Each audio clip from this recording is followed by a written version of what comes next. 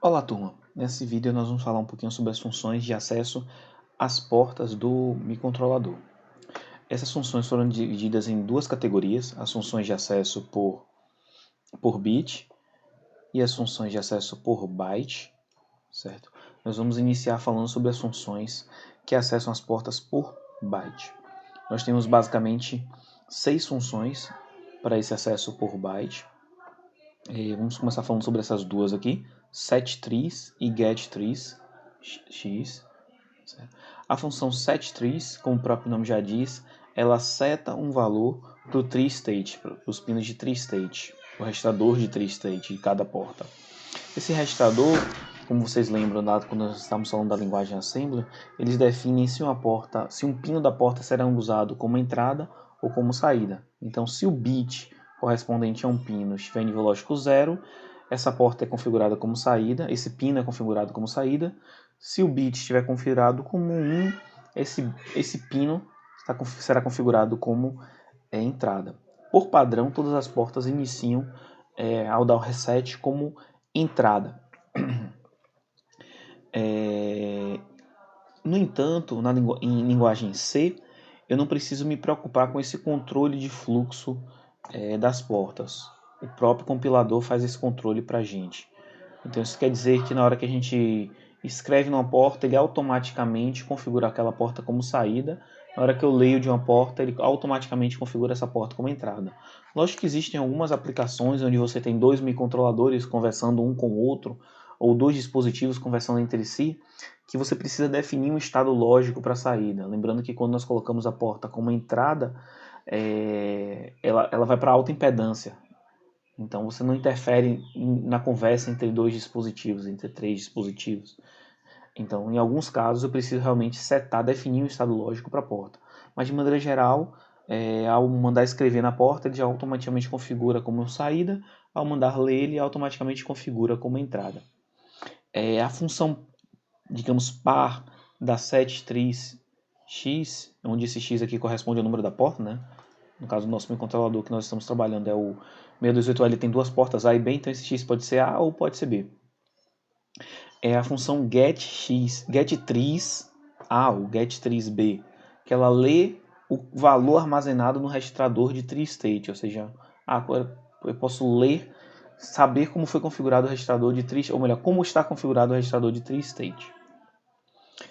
Temos também funções de saída de escrita na porta, que é a função OutX. Temos funções novamente o X aqui representa a letra da porta. Temos funções de leitura da porta, que é o input X, certo? Input X. A gente também pode ativar os registros de pull-up de uma porta, se ela tiver esse recurso, certo? Simplesmente escrevendo port X pull-ups, que se for true ele vai ativar todos os registros de pull-up, se for false ele desativa todos os registros de pull-up.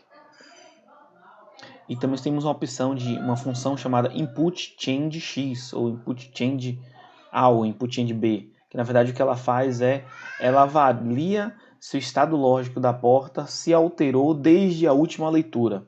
Então vamos supor que você quer detectar a mudança no estado lógico de uma porta. Então você pode entrar na rotina de loop e ficar o tempo inteiro input change x, e ela vai responder para uma variável true ou false. Então preparei um pequeno exemplo aqui de aplicação de algumas dessas funções de acesso por byte. Então inicialmente a gente tem que basicamente lá no início desse arquivo eu tenho aquelas configurações básicas que a gente já vinha fazendo dos headers, fuses e uses, e que a gente vai apresentar, eu vou apresentar simplesmente a função principal. Então eu criei uma variável inteira não sinalizada que eu chamei de d.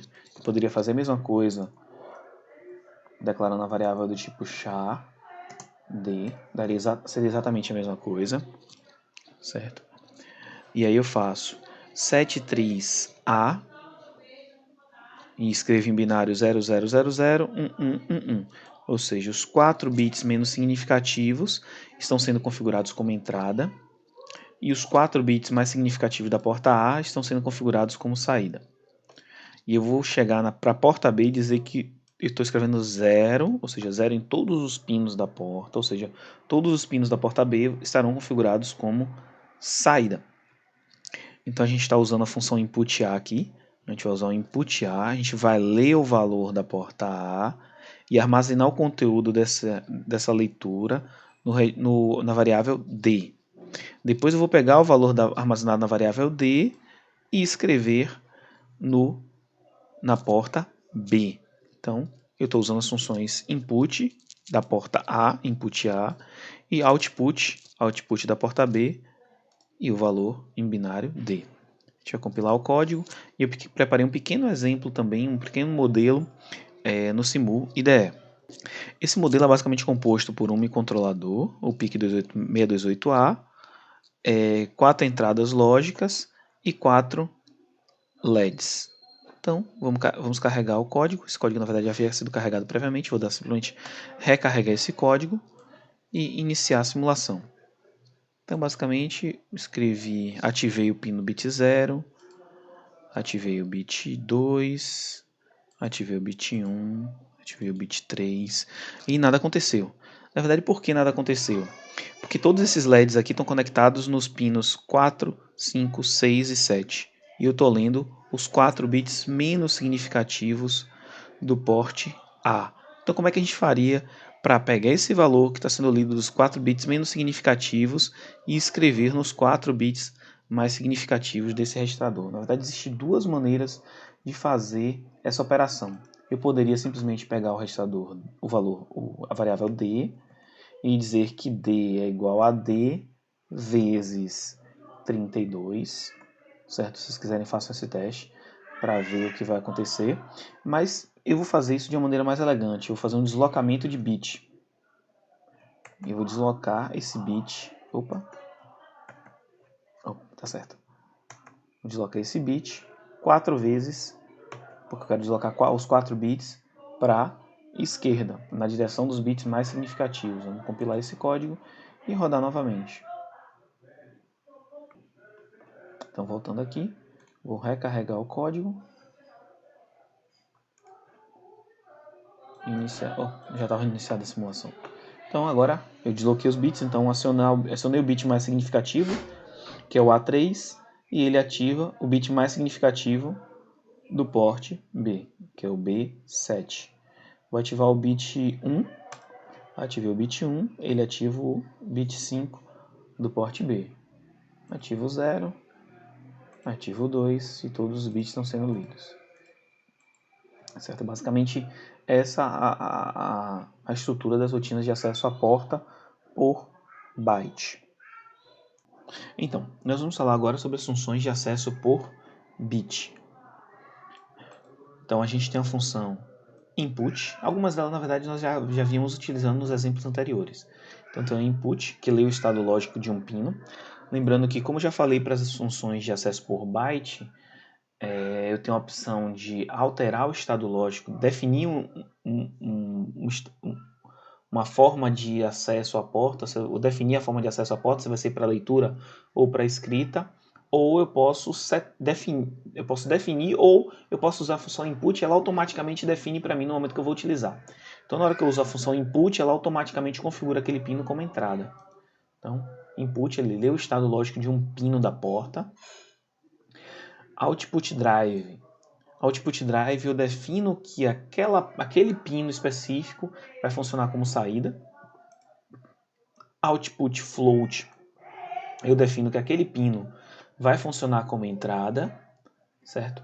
Output high, eu defino que aquele pino vai para estado lógico, alto, verdadeiro, ligado. Output low, eu escrevo 0 no pino da porta. Output toggle, eu alterno o estado lógico da porta entre 0 e 1. Output bit é uma forma de escrever em um pino da porta e eu posso associar uma variável ou um valor e dizer se ele vai ser 1 ou 0. Certo? Ele vai exercer a mesma função do output high e low, só que em uma estrutura um pouco diferente que eu vou mostrar para vocês. E input state. Input state, eu leio o estado lógico de um pino da porta, de um estado lógico de uma porta, sem alterar a sua configuração. Por exemplo, vamos supor que eu escrevo um trecho do código 1 em um pino da porta. E eu faço uma série de outras operações e eu quero ler o estado lógico dessa porta novamente. Eu posso utilizar input state para saber o estado dessa porta. Só que no momento que eu uso input state, eu não troco o estado lógico, a função da porta. Ou seja, se ela estava definida como saída, ela continua como saída. Eu só vou ler novamente o 1 que eu havia escrito nessa porta. Eu não vou alternar o estado lógico da porta. Lembrando que na hora que você lê o estado lógico de uma porta, ela entra em alta impedância. Então, se você havia escrito 1 na porta e depois dá um input no estado lógico daquela porta, aquele valor foi perdido, ela não tem retenção, certo? Então, você teria que ler com input state para que a informação não fosse perdida. Então, a gente vai fazer alguns exemplos agora utilizando essas funções. As funções de controle de acesso da porta, se ela vai ser funcionar como entrada, se ela vai funcionar como saída, não são tão importantes. Pelo menos eu julgo não serem tão importantes. Então a gente vai fazer basicamente uma função, uma rotina, que se uma entrada estiver ligada, um LED vai ficar piscando na porta. Se esse pino estiver desligado, o LED não pisca, ele fica parado. Então, basicamente isso que a gente vai fazer. Então eu vou alterar aquele código anterior que nós havíamos feito. Eu vou fechar isso aqui. Apagar o código, a gente vai criar uma variável, sim, vamos ter uma variável que vai definir o estado lógico da porta, eu vou chamar de int e state, que vai armazenar o estado lógico de uma porta. Temos um loop infinito, tá aqui o loop infinito,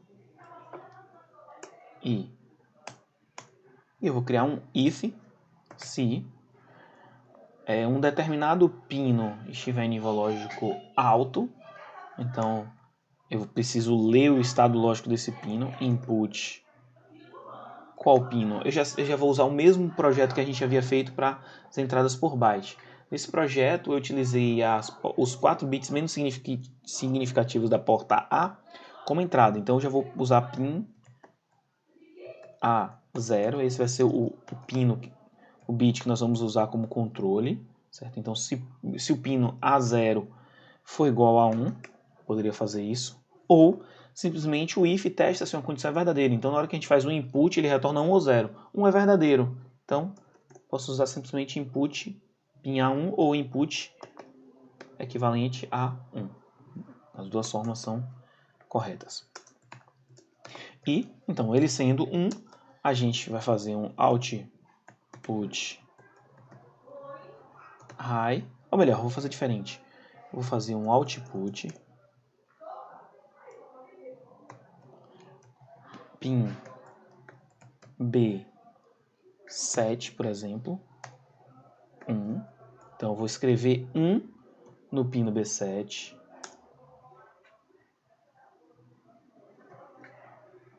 Depois eu vou fazer, na verdade é um output bit pin B7 1 delay ms, vou dar um segundo de delay, dá 500 milissegundos, mais rápido, aqui 1 segundo mesmo. Output bit pin B7 0. Ficou muito lento isso aqui. Delay ms 1000. Certo? Então, eu vou estar num loop infinito, rodando aqui nesse while. Se ao ler o estado lógico do pino A0 ele for 1, eu entro nessa rotina, escrevo 1 no pino B7, dou um delay de 1 segundo, escrevo 0, dou um novo delay de 1 segundo. Vamos diminuir isso para 500 milissegundos. Pronto. Então, vou compilar o código. Então vou recarregar aqui, recarregar esse firmware, recarregar e ligar. Então eu estou lendo o estado lógico do pino A0, certo? Então se eu mudar o estado lógico do pino A0 para 1, o pino B7 deve piscar. piscou e começou a piscar. Desliguei, ele para de piscar e fica desligado. Agora a gente vai fazer esse mesmo código utilizando outras funções de acesso à porta. Então a gente pode escrever esse mesmo código, ao invés de utilizando output bit, a gente pode escrever output high, porque eu não estou usando nenhuma variável, eu poderia usar no lugar desse 1 aqui e desse 0 uma variável. Não estou usando variável, então eu vou escrever output high, e aqui output low. Assim, aqui a gente não usou essa variável state, eu poderia fazer esse código de outra maneira, eu poderia fazer assim, ó, state igual a Ctrl X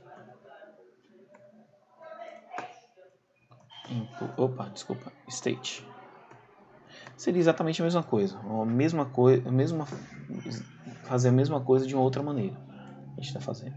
Então, compilando novamente, voltando lá ao projeto. A gente vai recarregar o projeto, recarregar o firmware. Recarregar. Tá rodando? Tá, já estava rodando. Então, liguei e o LED pisca. Desliguei, o LED para de piscar.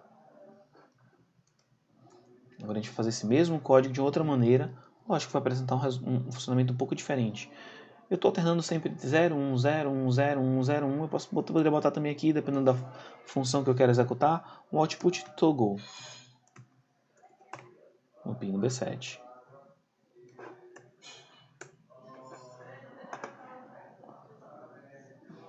Eu escrevi certo esse toggle? Escrevi, perfeito. Então vamos lá compilar novamente. Voltando aqui. Vou recarregar o código, firmware, posso recarregar. Ligo. Nada acontece. No momento que eu ativo, o LED pisca. Desliguei. Nesse caso agora eu corro o risco de, ao parar o pisca-pisca, digamos assim, meu LED pode parar no estado lógico positivo, estado lógico 1. Mas se isso for crítico, eu posso adicionar uma linha no código mandando ele voltar para 0, no loop principal. Mas se não for crítico, esse é o funcionamento. Ativo, ele fica piscando. Desativo, ele pode ficar tanto aceso quanto apagado, mas ele para de piscar. E é isso, essas são basicamente as funções de acesso por bit e byte.